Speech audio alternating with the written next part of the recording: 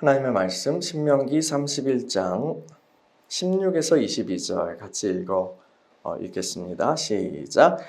또 여호와께서 모세에게 이르시되 너는 내 조상과 함께 누려니와 이 백성 그 땅으로 들어가 음란히 그 땅의 이방신들을 따르며 일어날 것이요 나를 버리고 내가 그들과 맺은 언약을 어길 것이라. 내가 그들에게 진노하여 그들을 버리며 내 얼굴을 숨겨 그들에게 보이지 않게 할 것인즉 그들이 삼킴을 당하여 허다한 재앙과 환난이 그들에게 임할 그때에 그들이 말하기를 이 재앙이 우리에게 내림은 우리 하나님이 우리 가운데에 계시지 않은 까닭이 아니냐 할 것이라. 또 그들이 돌이켜 다른 신들을 따르는 모든 악행으로 말미암아 내가 그때 반드시 내 얼굴을 숨기리라. 그러므로 이제 너희는 이 노래를 써서 이스라엘 자손들에게 가르쳐 그들의 입으로 부르게 하여 이 노래로 나를 위하여 이스라엘 자손들에게 증거가 되게 하라.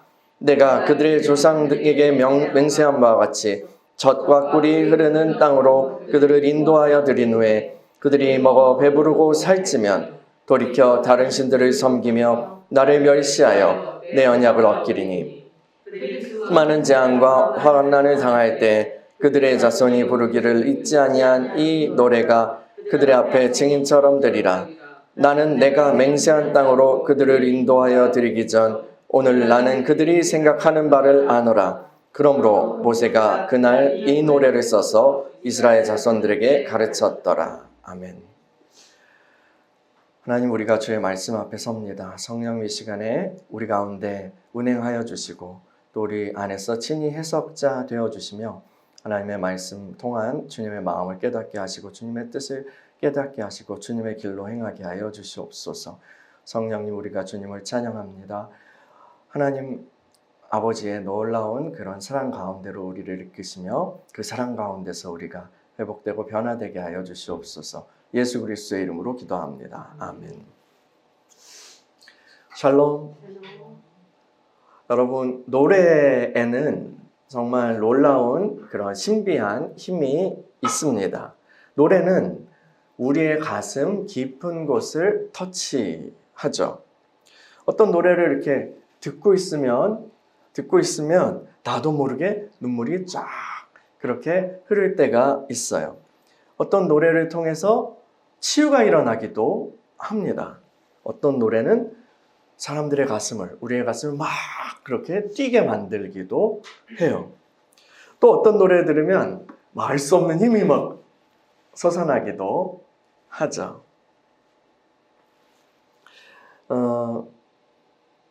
어떤 역사적 사건이나 아니면 기억들과 관련된 노래들도 있어요. 제가 어렸을 때는 학교에서 이렇게 방공정신을 가르치는데 되게 애를 많이 썼었어요. 그래서 6.25 노래 같은 거를 배웠어요. 여러분들도 배우셨죠? 예지으랴 어찌 우리 그날을 뭐 이렇게 이런 노래 막 부르고 그랬거든요. 그 노래 이렇게 부르고 있으면 어떻게 돼요? 이 북한 나쁜 놈들 막 하면서 전의가 불타오르죠. 또 유관순 노래도 불렀어요. 그렇죠? 유관순 노래.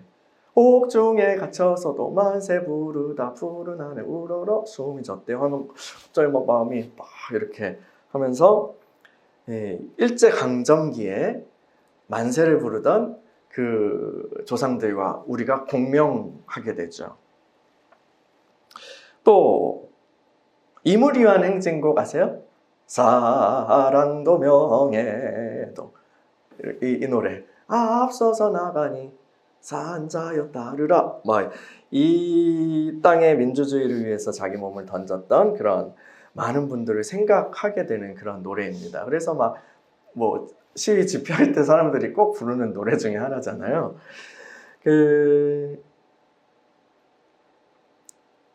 우리도 그런 노래 이렇게 막 통해서 우리도 우리 후손들을 위해서 그런 좋은 나라를 물려줘야겠다라는 그런 생각이 이렇게 내면화되게 만드는 그런 노래예요. 그 노래보단 좀 덜 과격하지만 김민기 선생이 얼마 전에 돌아가신 그 김민기 선생이 만든 아침 이슬이나 아니면 상록수 이런 노래들도 막 불의에 대하여 저항하는 그런 끈질긴 어떤 생명력 이런 것에 대한 노래잖아요. 그렇게 함께 부르는 그런 노래예요. 특히 근데 이제 상록수라는 노래는 그 IMF 때 공익 광고에 사용됐어요. 여러분도 보신 기억 있을 거예요. 그때 박세리 선수 장면이랑 같이 해가지고 상록수 딱 배경으로 이렇게 공익 광고가 있었거든요. 그때 나라가 망했잖아요. 그런데 이제 박세리 선수가 승승장구하고 어려운 가운데서 승리하는 그런 장면이 있었어요.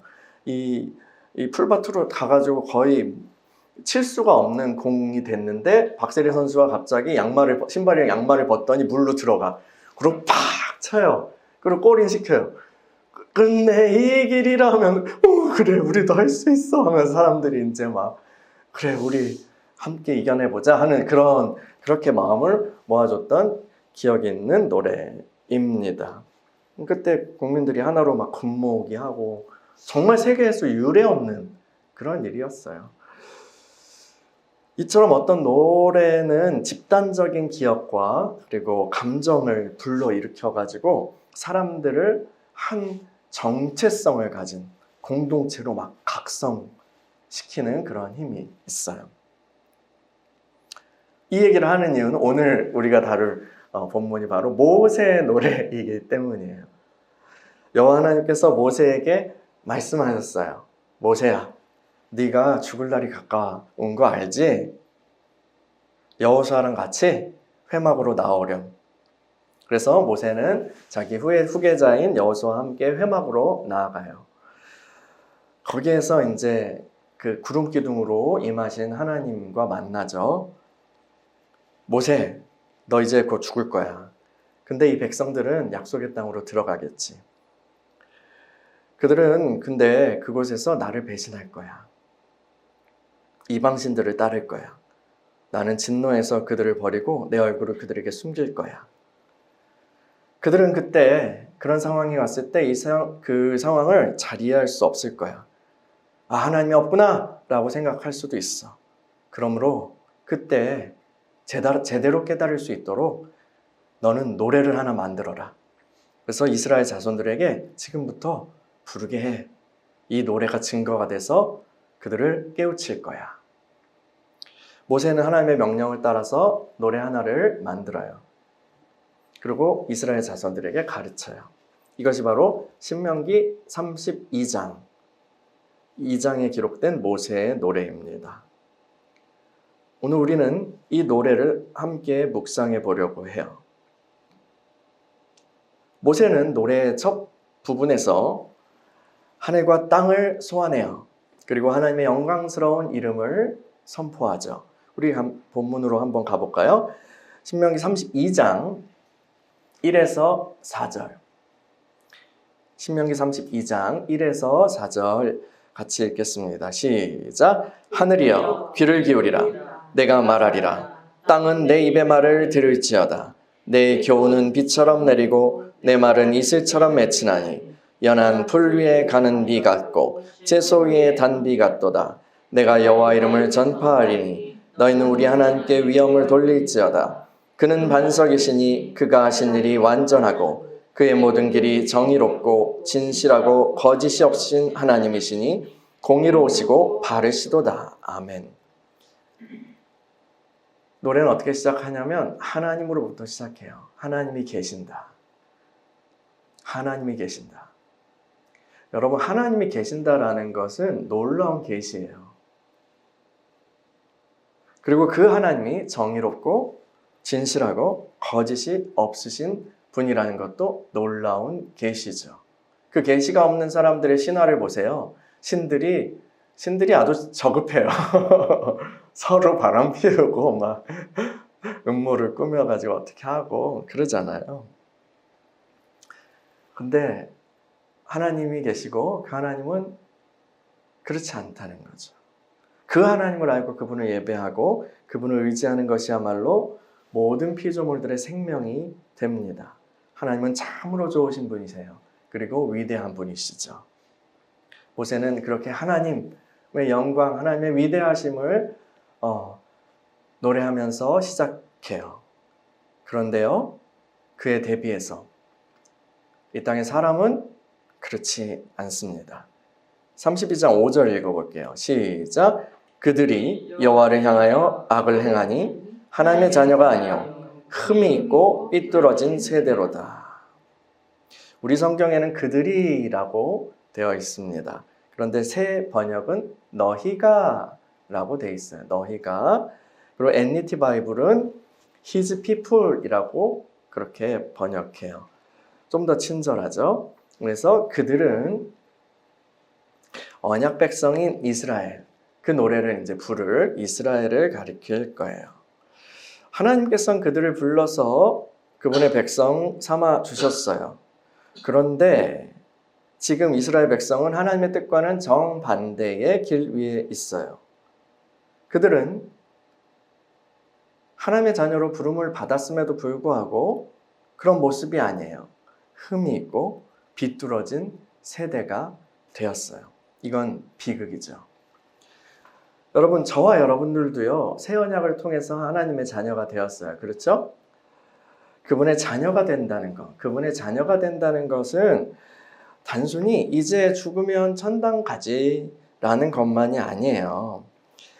살아계시고 그리고 거룩하신 그 하나님의 자녀는 그분과 같은 모습으로 살아가야 해요.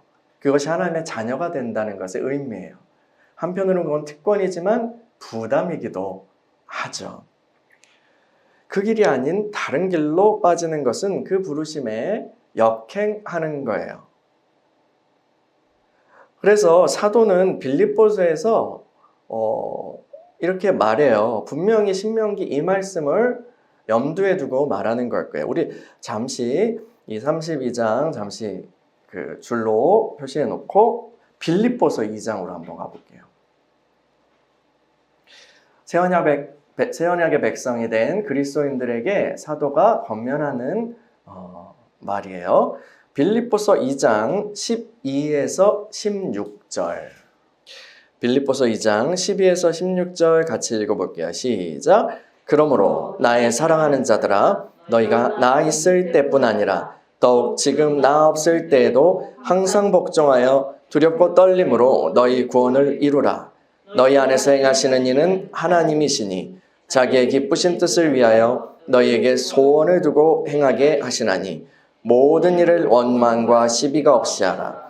이는 너희가 흠이 없고 순전하여 어그러지고 거스르는 세대 가운데서 하나님의 흠없는 자녀로 세상에서 그들 가운데 빛들로 나타내며 생명의 말씀을 밝혀 나의 다름질이 헛되지 아니하고 수고도 헛되지 아니하므로 그리스도의 날에 내가 자랑할 것이 있게 하려 함이라. 아멘. 15절에 보면 너희가 흠이 없고 순전하여 어그러지고 거스르는 세대 가운데서 하나님의 흠없는 자녀로 세상에서 그들 가운데 빛들로 나타내며 그리고 그리스도의 날에도 그렇게 나타나기를. 그것이 사역자의 이 사도의 자랑이 되는 거다라고 하면서 그 권면하는 거죠. 두렵고 떨림으로 너희 구원을 이루라. 여러분, 우리는요, 어그러지고 거스르는 세대 가운데에서 그렇게 빼냄, 본지심을 받았어요. 어둠 가운데서 빛의 자녀로 부름을 받았어요. 당연히 그렇다면 이 세상과는 다른 길로 가야죠. 다른 모습으로 살아야죠. 여러분은 그 길로 가고 있습니까? 여러분, 우리가 이렇게 모여서 말씀을 듣잖아요. 또 말씀을 읽기도 하고 묵상하기도 하고 쓰기도 하고 그 말씀을 듣는 것은 단순히 우리가 지식을 얻기 위함이 아닙니다. 지식은 교만하게 할 뿐이에요. 말씀을 통해서 우리의 빛이 증가해야 돼요. 빛이요. 우리가 달라져야 돼요. 달라져야 돼요. 올 한 해 여러분들은 달라지셨어요? 여러분들의 빛은 증가했어요? 여러분은 겸손하고 온유하고 사랑 많으신 그 예수님을 이전보다, 작년 이맘때보다 더 나타내고 계십니까? 우리 매년 그렇게 연말이 되면 우리 자신을 돌아봐야 돼요. 그리고 마침내 끝이 올 때, 주님이 다시 오실 때에 그 앞에서 그 주님의 빛을 내는 자들로 서 있어야 할 것입니다. 우리가 그 빛이 아니라 어둠 속에 그냥 파묻혀 있는 존재라면, 빛을 꺼트리고 빛이 잃어버리고 어둠 속에 그렇게 파묻혀 있다면 주님이 오셔서 우리를 찾지 못하실 거예요. 신랑이 오셔서 찾지 못하실 거예요. 여러분, 우리 구원 받았어요. 그렇죠? 하나님의 자녀가 되었습니다. 그런데 성경은 또한 두렵고 떨림으로 너희 구원을 이루라 라고 말해요. 구원받은 하나님의 백성들에게, 하나님의 자녀들에게 또한 지금 너희 구원을 두렵고 떨림으로 이루라고 말해요. 여러분은 여러분의 구원을 이루고 계십니까?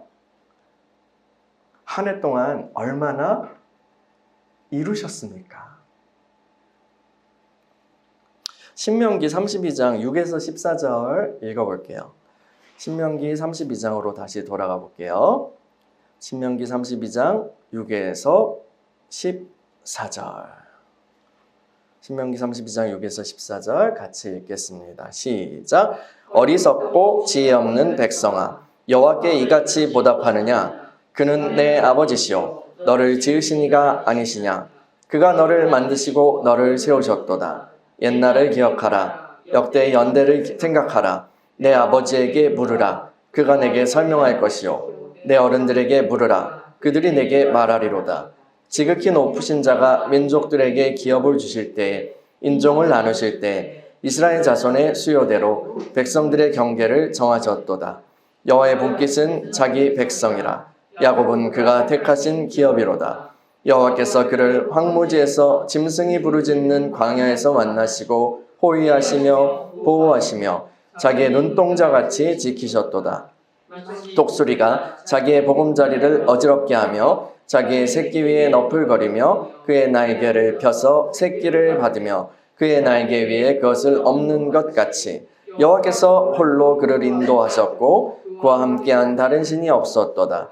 여호와께서 그가 땅의 높은 곳을 타고 다니게 하시며 밭에 소산을 먹게 하시며 반석에서 꿀을, 굳은 반석에서 기름을 빨게 하시며 소의 엉긴 젖과 양의 젖과 어린 양의 기름과 바산에서 난 수장과 염소와 지극히 아름다운 밀을 먹이시며 또 포도즙에 붉은 술을 마시게 하셨도다. 아멘. 이 하나님께서는요, 이스라엘을 택하시고 하나님의 자녀 삼아 주셨어요. 그분의 백성, 그분의 자녀로 삼아 주셨어요.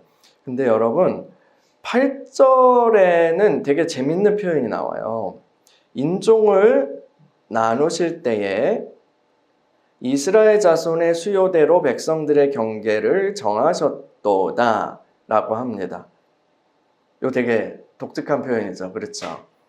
이 히브리어로 된 텍스트를 번역하면 이스라엘 자손의 수요대로 이렇게 한 우리 성경의 번역이 맞아요.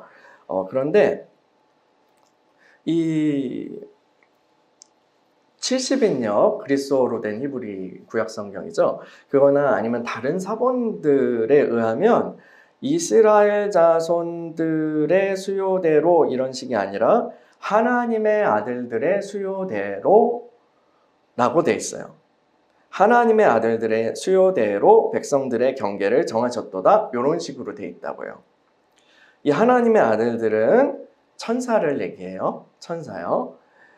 그러니까 다시 설명하면 여러 민족들을 나누실 때 천사들의 수대로 나누셨다는 거예요. 그거를 통해 유추해 보면 이 민족들을 담당하는 천사들을 각각 두셨다는 거예요. 민족들을 전담하는 천국의 공무원들을 두셨다는 거예요. 근데요, 이스라엘은 달라요. 이스라엘은 달라요. 천사들 중 하나에게 직원 중 하나에게 맡기시지 않으시고 하나님께서 친히 이스라엘 백성을 전담하신다는 얘기예요. 그것이 바로 여호와의 분깃은 자기 백성이라는 구절의 의미예요. 재밌죠? 창조주 하나님이 친히 담당하시고 관리하시는 민족이 바로 언약 백성 이스라엘이라는 거예요. 다른 민족들은 다 직원 통해가지고 이렇게 관리되는 체계인가 봐요. 그런데 이스라엘은 하나님이 친히 특별 관리하신다는 거예요. 그러니까 얼마나 특별한 사랑과 관심을 주셨겠어요. 그리고 얼마나 큰 사랑을 받은 거예요. 이 하나님께서는 정말 좋은 부모와 같이 선한 목자와 같이 그 자기 백성을 돌보아 주셨죠. 주님이 이스라엘에게 잘못한 일이 있어요? 잘못한 일이 있습니까? 인간 부모는 완벽하지 않잖아요. 그렇죠? 아무리 훌륭하고 좋은 부모라고 할지라도 실수할 때 있어요. 부족할 때 있어요. 원망들을 만한 일을 자녀에게 할 때도 있어요. 그런데 하나님은요, 처음부터 끝까지 자기 백성에게 신실하고 성실하셨어요. 그리고 최고의 것으로 대하셨어요. 이스라엘은 놀라운 하나님의 그러한 특별한 복을 받아서 번성하였다고요. 그러면 이스라엘이 어떻게 해야 돼요? 효도해야 되잖아. 그 특별한 사랑에 감사하면서 하나님께 충성하고 그분을 사랑해야 마땅하지 않습니까? 그런데 이스라엘은 그렇지 않았다는 거예요. 조금 더 읽어볼게요. 신명기 32장 15에서 18절 읽겠습니다. 시작. 그런데 여수룬이 기름짐에 발로 찼도다. 내가 살찌고 비대하고 윤택함에 자기를 지으신 하나님을 버리고 자기를 구원하신 반석을 업신 여겼도다. 그들이 다른 신으로 그의 질투를 일으키며 가증한 것으로 그의 진노를 격발하였도다. 그들은 하나님께 제사하지 아니하고 귀신들에게 하였으니 곧 그들이 알지 못하던 신들, 근래에 들어온 새로운 신들, 너희의 조상들이 두려워 아니하던 것들이로다. 너를 낳은 반석을 내가 상관하지 아니하고 너를 내신 하나님을 내가 잊었도다. 아멘. 그렇게 지극정성으로 특별한 사랑으로 돌보아 주셨는데, 근데 그들이 하나님한테 어떻게 했어요? 발로 찼도다. 하나님 발로 찼어요. 여수룬이라고 나오잖아요. 여수룬은 하나님께서 이스라엘을 부르시는 애칭이에요. 뭐 우리 말로 하면 뭐 정직이, 올바르니, 우리도 금쪽이 이렇게 그런 게 있잖아요. 그런 애칭이라고요. 하나님의 복을 받아서 이스라엘이 여수룬이 살이 통통하게 올랐어요. 아주 통통하게 올랐어요. 잘 됐어요. 그런데 그러니까 어떻게 해요? 하나님을 배반하고 업신 여기게 된 거예요. 다른 신들을 찾아가요. 어디 허접한 그런 외국 신들 막 찾아가요. 영광스러운 하나님을 배신하고 가치 없는 그런 귀신들을 찾아 예배했어요. 너무나 어리석은 선택이죠. 너무나 악한 짓이죠. 이스라엘에게 생명을 주시고 번성하게 하신 분이 바로 하나님이신데, 여호와 하나님이신데, 그 하나님이야말로 그들의 근원이고 기초고 의지할 반석이신데 그 반석을 저버린 거예요. 이해할 수 없고 납득할 수 없지만 이것이 죄인의 본성이에요. 사실 우리 안에도요, 이런 악성이 있죠. 많은 사람들이 힘겹고 무너진 상황에서 주님께 나와요. 은혜죠. 아무것도 없는 비쩍 고른 상황에서 하나님을 찾아와요. 그것도 정말 은혜예요. 하나님께서 그들을 맞이하시고 은혜 베풀어 주시고 치유하시고 회복시켜 주시고 강건하게 하셔서 또 복을 주셔서 삶이 쫙 회복돼요. 살이 통통하게 다시 올라요. 병든 거 싸매주시고 먹여서 깨끗이 씻어주시고 잘 먹여가지고 살이 통통하게 올랐어요. 그 인터넷 그 영상들 보면은 막 길거리에 이렇게 다 죽어가는 고양이 집에서 대부로 데려와가지고 막 많은 돈 들여서 치료시키고 이렇게 스포이드로 그 우유 먹이가면서 해가지고 통통하게 예쁘게 된 그런 과정을 담은 그런 영상이 있잖아요. 얼마나 감동적이에요. 하나님께 나아가는 그런 사람들도 이렇게 된다고요. 그런데 다 그런 건 아니지만, 다 그렇진 않지만 그렇게 통통하게 그렇게 회복되면 그 중에 상당한 사람들이 하나님을 업신여기고 떠나가요. 떠나지 않더라도 소홀히 여기거나 좀 귀찮아하게 돼요. 전에는 막 그 삐쩍 마르고 골았을 때는 갈급한 심령으로 막 예배에 나오고 막 10분 전에 나와서 막 사모하고. 근데 이제는 그렇지 않아요. 힘들 때는 부르짖어서 막 기도하고 막 주님께 나갔지만 살만해지니까 또 기도하지 않아요. 그리고 오히려 하나님이 가까이 오시면 경계해요.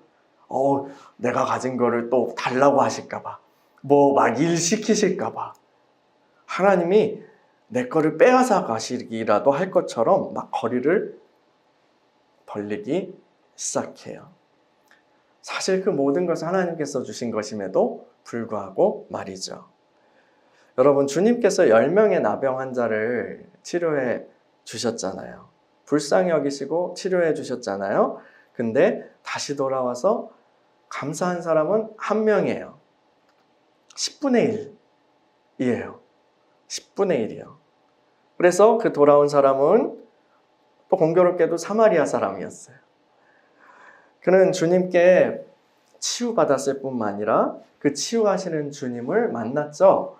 몸이 구원받았을 뿐만 아니라 영혼도 구원받게 된 거예요. 여러분은 어디에 속해요? 여러분은 어디에 속합니까?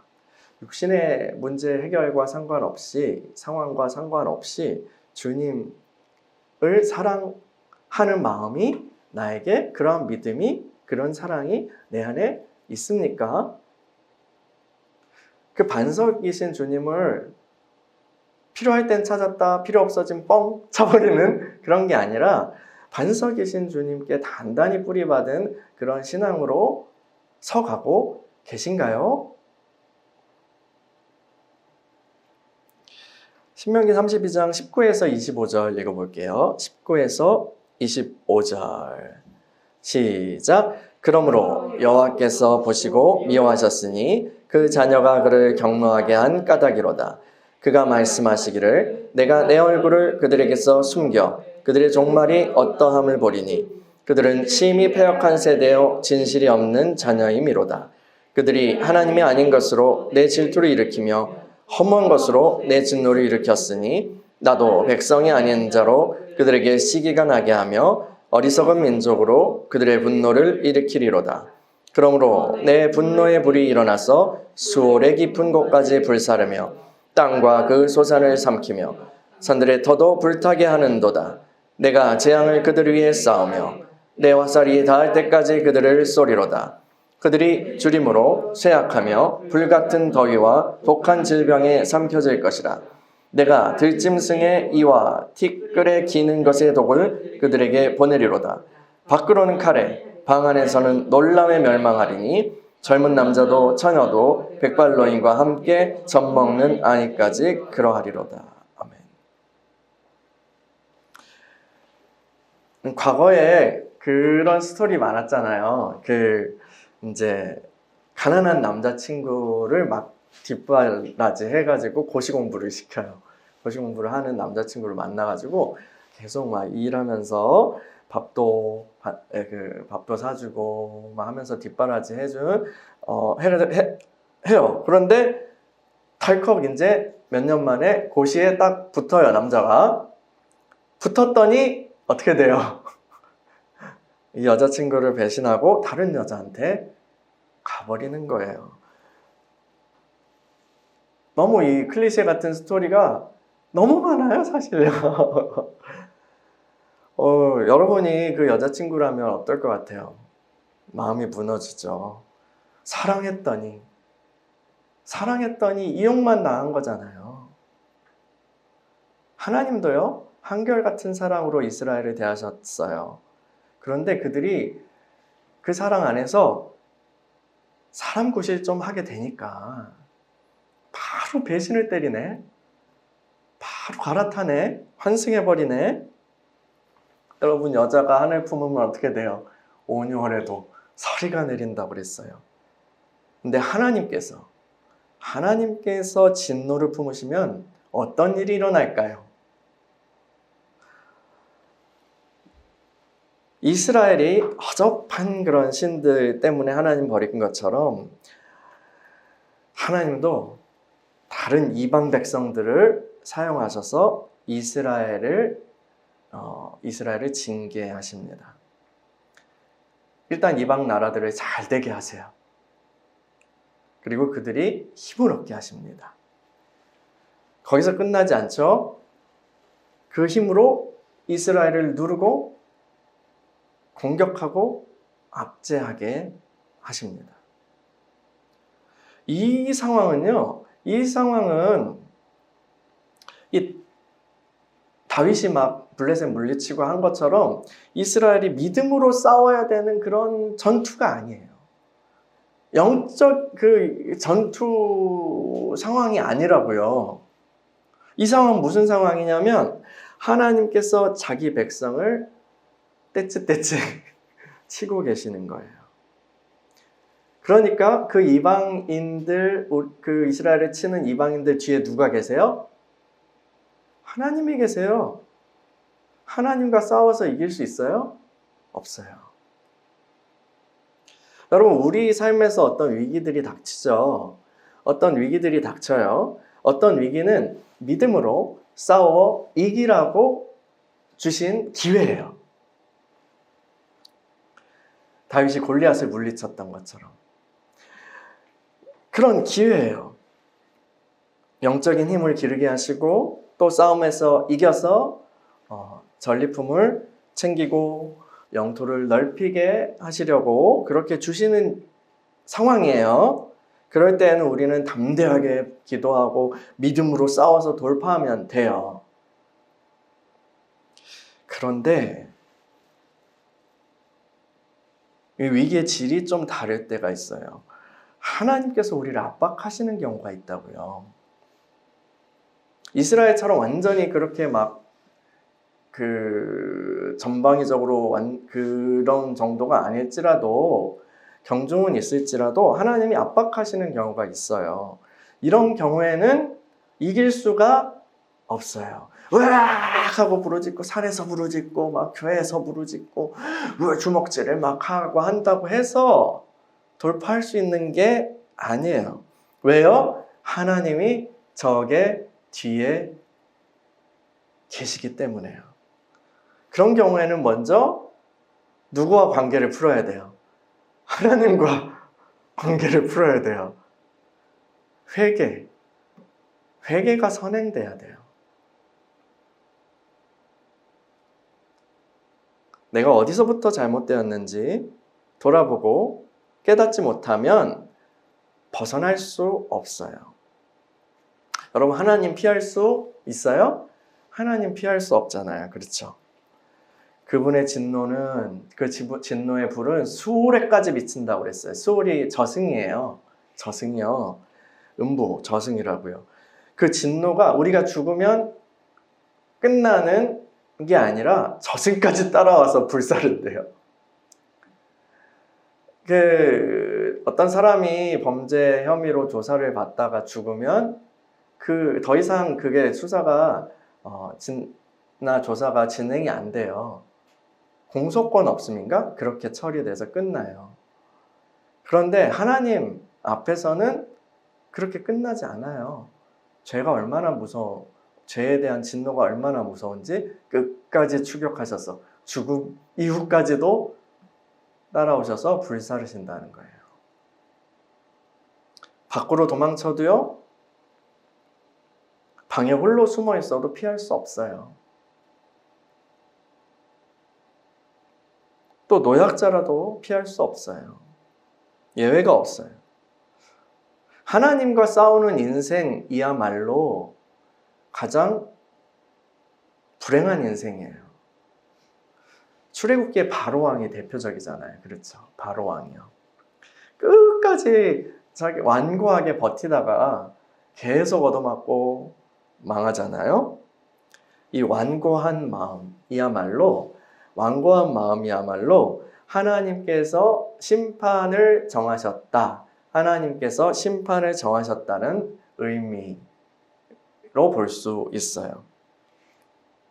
잘못을 하고 재판을 받는 그런 사람들 중에서도요, 끝까지 뻔뻔하고 내가 옳다고 주장하는 사람들 있잖아요. 이들은 중형을 면치 못할 거예요. 여러분은 어떠합니까? 여러분은 어떠세요? 하나님께서 주목하여 보실 때, 그때 좋게 하나님의 말씀을 주님께서 좋은 말씀으로 그렇게 하실 때에 듣는 것이 좋아요. 좋은 말로 할 때 들어라 라는 말 우리가 하잖아요. 좋은 말씀으로 하실 때 듣는 것이 좋아요. 내가 틀렸구나, 내가 잘못했어요 하나님 하고 인정하는 것이 좋아요. 그런데 이제 좋은 말로 안 되면 어떻게 돼요? 압박이 들어와요. 그게 만약에 내가 영적 전투로 싸워서 이겨야 되는 게 아니라 하나님의 압박이라는 것을 깨닫는다면 빨리 돌이켜야 돼요. 빨리 회개할 거, 내가 뭐 잘못했지 내가? 하나님 알려주세요. 너무 늦기 전에 돌이키는 것이 좋아요. 신명기 32장 26에서 31절 읽어볼게요. 신명기 32장 26에서 31절 시작. 내가 그들을 흩어서 사람들 사이에서 그들에 대한 기억이 끊어지게 하리라 하였으나 혹시 내가 원수를 자극하여 그들의 원수가 잘못 생각할까 걱정하였으니 원수들이 말하기를 우리의 수단이 높으며 여호와가 이 모든 것을 행함이 아니라 할까 염려함이라. 그들은 모략이 없는 민족이라 그들 중에 분별력이 없도다. 만일 그들이 지혜가 있어 이것을 깨달았으면 자기들의 종말을 분별하였으리라. 그들이 반석이 그들을 팔지 아니하였고 여호와께서 그들을 내주지 아니하셨더라면 어찌 하나가 천을 쫓으며 둘이 만을 도망하게 하였으리요. 진실로 그들의 반석이 우리의 반석과 같지 아니하니 우리의 원수들이 스스로 판단하도다. 아멘. 이렇게 하나님께서 우리의 원수의 뒤편에 계신다. 이게 하나님의 압박이다라고 생각하면 빨리 깨달아야 되는데, 이거 어떻게 우리가 이렇게 처참하게 지지? 저 한 사람이 왔는데 우리 1000명이 무너지네? 막 이런 상황이 벌어지면 계속 번번이 깨지네. 이러면 깨달아야 돼요. 하나님과 뭔가가 잘못됐구나. 우리 반석이신 분이 화가 나셨구나. 요거 빠르게 깨달아야 되는데 이스라엘이 잘 분별 못한 거예요. 그래서 이스라엘은 돌이킬 기회를 놓쳐버리게 되죠. 이방인들에게 완전히 짓밟힐 때까지, 압박이 점점 커져서 이방인들에게 완전히 짓밟힐 때까지 깨닫지 못할 거예요. 결국 하나님의 진노로 망하게 되는 거죠. 그러나 하나님께서는 이스라엘을 포기하지 않으실 거예요. 이방 제국들이 승승장구하고 하나님의 백성을 짓밟는 그런 일들이 일어날 거예요. 근데 그것은 이방인들이 잘나거나 아니면 올바른 위치에 있거나 그들의 신이 하나님보다 세거나 해서 하는 것을 증명하지 않죠.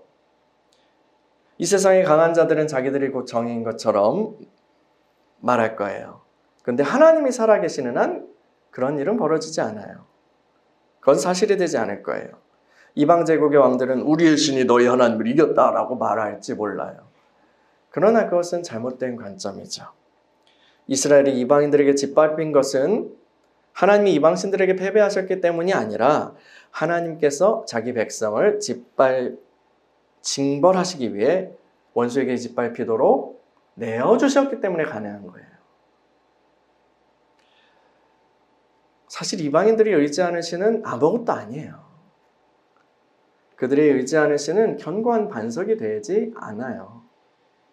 이스라엘의 하나님이야말로 만세 반석, 곧 영원히 의지할 분이시죠. 하나님이야말로 만세 반석이시다라는 그 사실은 역사에서 부분적으로만 드러나요. 그러나 주님께서 다시 오셔서 모든 것을 심판하시고 모든 것을 새롭게 하시는 그날에는 오직 하나님만 생명의 반석이심이 확실하게 드러날 거예요. 이 모세의 노래의 마지막에는 이 마지막 심판이 예언되어 있어요. 나머지 노래 이제 끝부분을 조금 길지만 우리 다 읽어볼게요. 신명기 32장 32에서 43절 읽겠습니다. 시작. 이는 그들의 포도나무는 소돔의 포도나무요 고모라의 밭의 소산이라. 그들의 포도는 독이 든 포도이니 그 송이는 쓰며 그들의 포도주는 뱀의 독이요 독사의 맹독이라.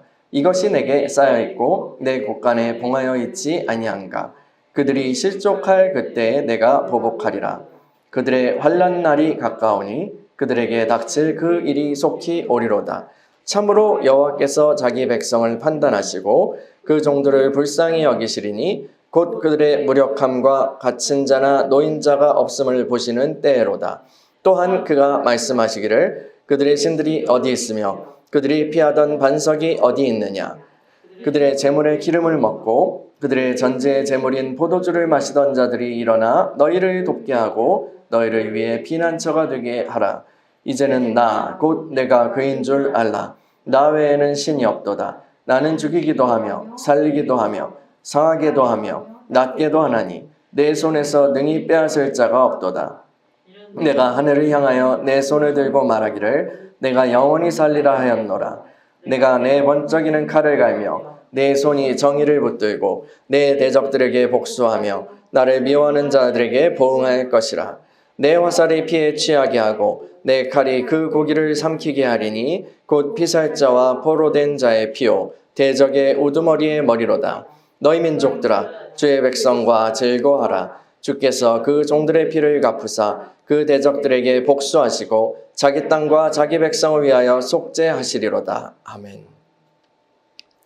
하나님께서는 언약 백성들을 징계하실 것이지만 그들이 완전히 멸망하도록 두지는 않으실 거예요. 그들을 보존하실 거예요. 남은 자들 있을 거예요.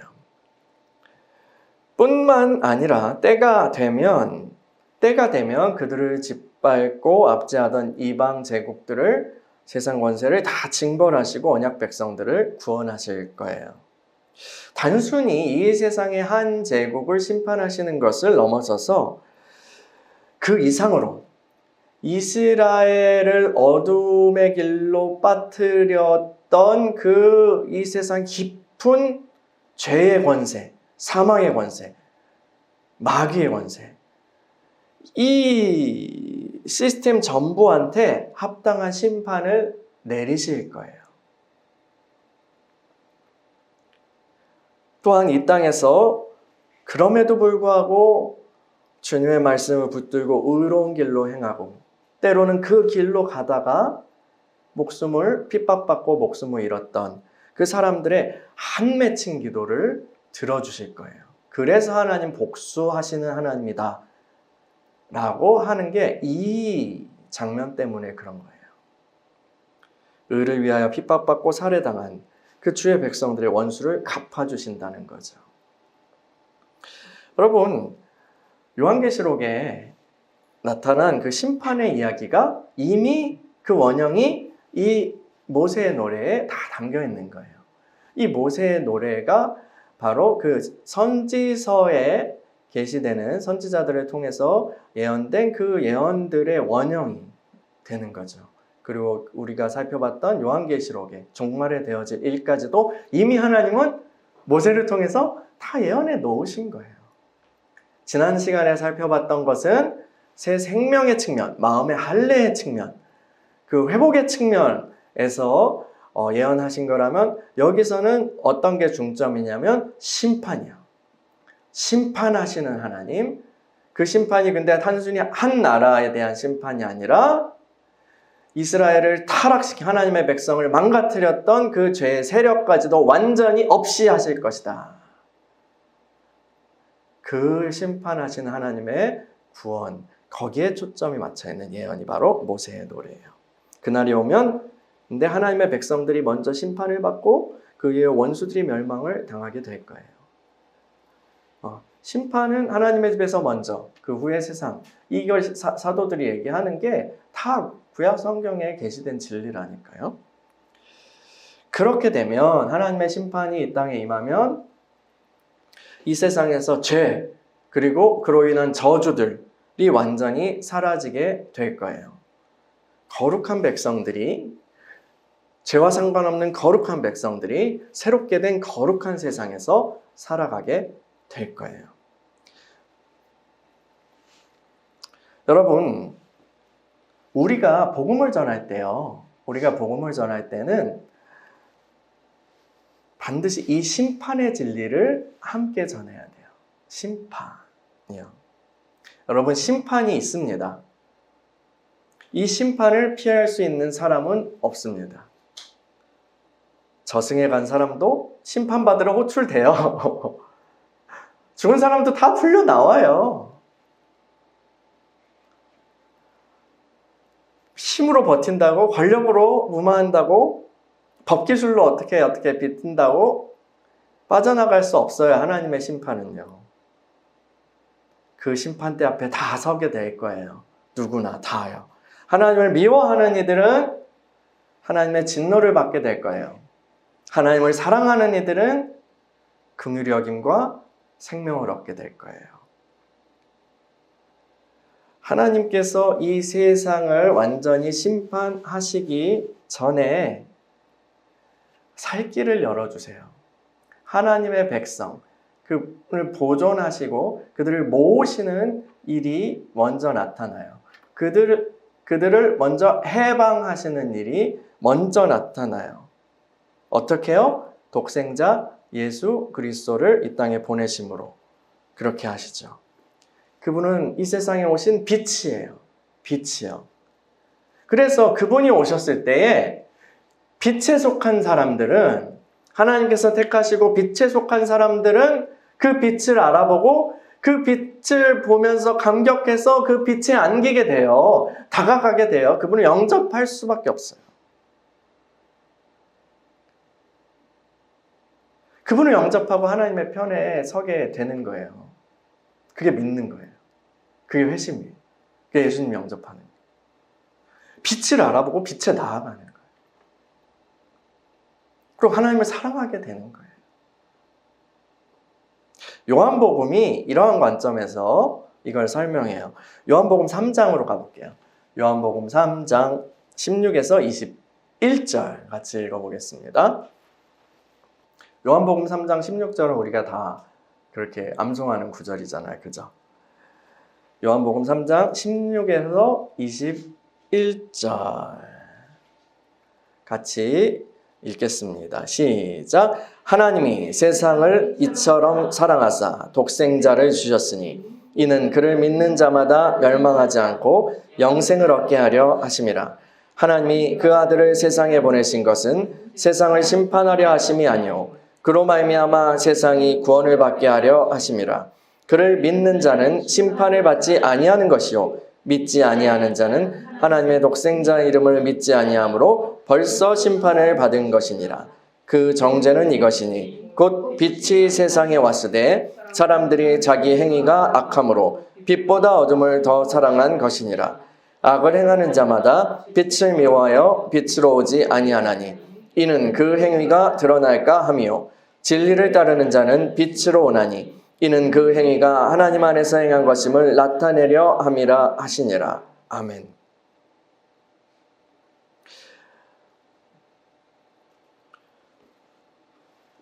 여러분, 하나님께서 택하신 자들은 빛을 알아보고 빛이 오시면 빛에게 나아간다는 거예요.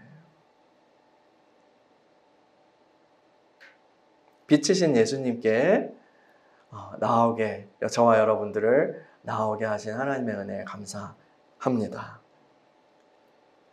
근데 이렇게 빛으로 오셔서 남은 자들을, 흩어진 자들을 모으셨던 그 예수님은요, 부활승천하시고 다시 오신다고 그랬어요. 그분은 다시 오세요.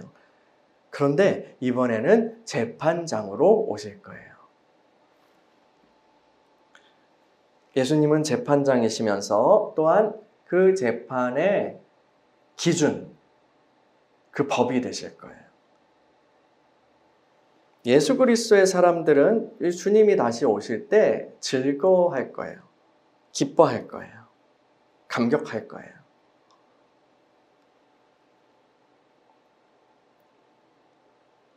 그런데 그러지 않은 사람들은 슬피 울게 될 거예요. 우와, 큰일 났다.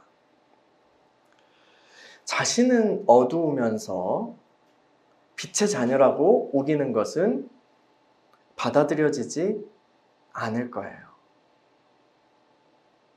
세상엔 기회주의자들이 있죠. 교묘하게 난세에서 이리저리 옷을 바꿔 입으면서 살아남는 사람들이 있잖아요. 신기한 사람들이죠. 생존력이 강하다. 이렇게 볼 수 있는데 주님 앞에선 통하지 않을 거예요. 어두우면서 저 빛의 자녀인데요. 통하지 않을 거예요. 왜요? 그 중심이 다 보이거든요. 그 안에 있는 사랑이 다 보이거든요. 어둠을 추구하고 있는 그 어둠을 갈망하고 어둠으로 채워진 그 영혼이 다 보일 거거든요. 너 아닌데? 빛의 자녀 아닌데? 너 모르겠는데? 주님 분명히 그렇게 말씀하실 거예요. 내가 너를 도무지 모른다. 그러나 여러분 안에 진정한 빛이 있다면 그것을 감출 수 없을 거예요. 모든 것이 다 드러날 거예요.